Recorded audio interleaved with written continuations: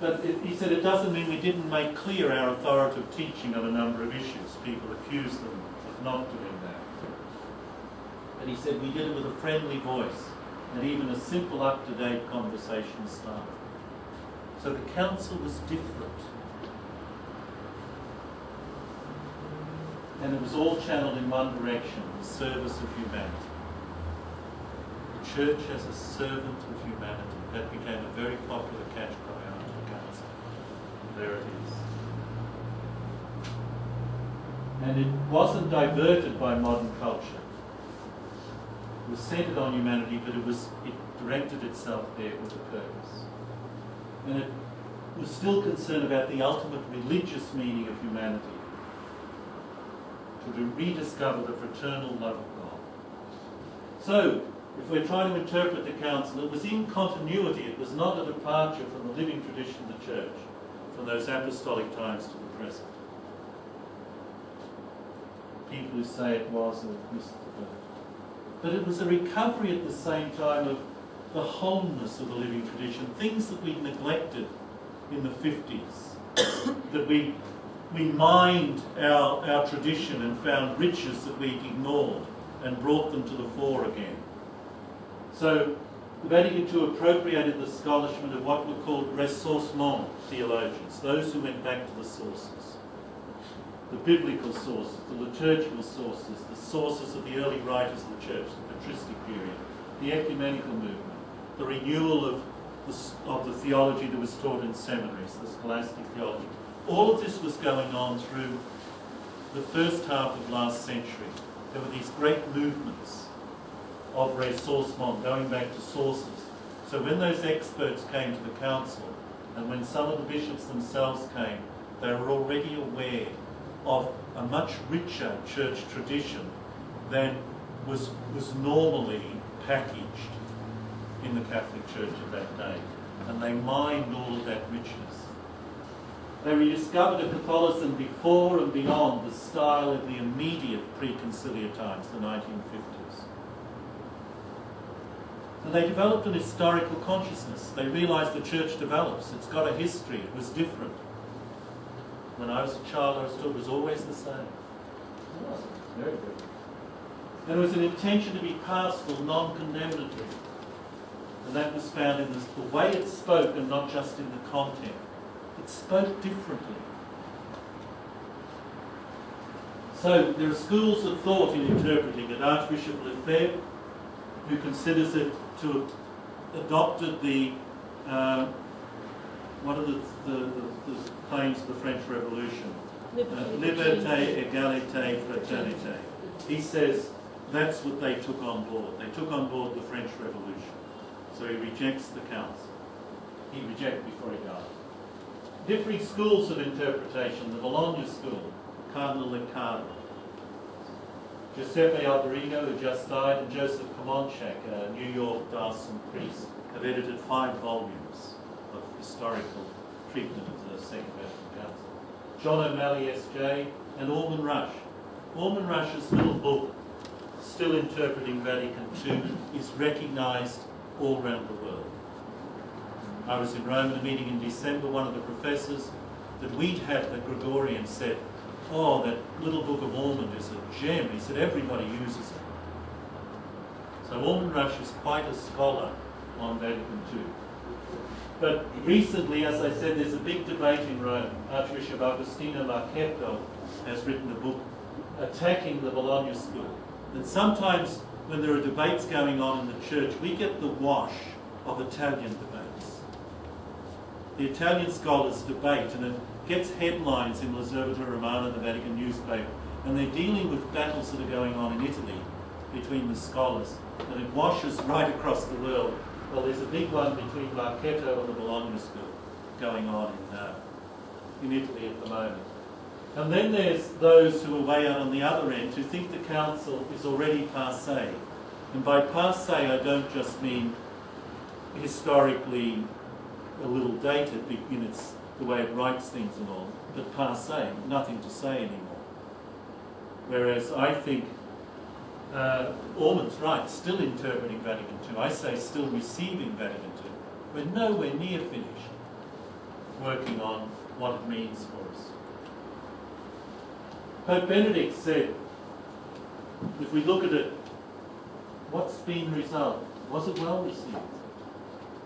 What still remains to be done? He said we've got to get the correct key to interpret it. Correct key. But he says there are two different hermeneutics, two different keys. One causes confusion and one bears good fruit. The one that causes confusion is what he calls the hermeneutic, or the interpretation, which emphasizes discontinuity and rupture. Vatican II ruptured things and started something, a beautiful new church. And he says the mass media likes that idea, and one trend within modern theology. And then he says there's the hermeneutic, or the interpretive school of reform, which is renewal in continuity. Keeping the continuity but renewing it. And he obviously favours that thought. And he says the school of discontinuity risks a split between the church before Vatican II and the church after, as if it was all bad, now it's all good. And claims that the texts of Vatican II don't express its real teaching, it's more the spirit. People often say to me, you know, he's not Vatican II because he doesn't do something. And I said, well, Vatican II didn't say anything about that. You know, oh yeah, but that's what it was on about. No, it wasn't. Read the text, didn't say anything about it. Texts, they say, are the result of compromises, and therefore we've got to find which one the Spirit really wanted to win. And the true Spirit is in anything that was new. Now you see he's painting a very dark picture of this school of interpretation, but you can hear it echoing in your own head if you were alive at that time. Anything new is better. Therefore this school says don't follow the text of the council, but its spirit. And then he says, well, who works out what the spirit is? Well, that's an open field. And he says, no, go to a hermeneutic of reform, an interpretation of reform. Go back to what Pope John 23rd said and Paul VI said. But, he stressed, only the principles, only the substance, as John the 23rd said, expresses what's permanent. True reform is therefore a combination of continuity and discontinuity. So he's not rejecting that there have been dramatic changes, experiences of discontinuity. This is very different to the way we did it. We've stopped doing that. We do this now. But he said we haven't changed the principles or the substance. Because he said this apparent discontinuity is needed to preserve the continuity. There's a little saying we say, the difference between tradition and traditionalism. Tradition is the living voice of dead people. So all the scriptures, they're dead, the people who wrote them. But their voice lives on, and that's the tradition.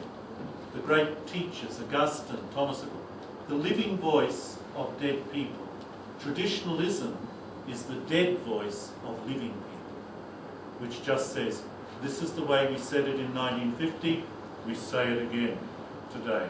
That's a dead voice of living people. Tradition is the living voice of dead people. So how can it live today? It can only live today if we speak it differently. The same voice can only come alive today if you say it in new words for our culture, our time. So it's got to be living voice of the dead people. Not the dead voice which simply repeats the phrases of 1950. That's the dead voice of people today. So you can only have continuity through discontinuity. You've got to change in order to keep it the same. Do you see what he's trying to say and I'm trying to say? You've got to change it in order to keep it the same. And he said, he thinks too many people after the council underestimated the tensions that are inherent if you adopt too much of the what we can learn from culture. That human beings are frail. There's a constant danger to forget original sin. and to realise that there's always a disharmony and a distortion in what we pick up from culture. But, as I began, that was my quote from the beginning.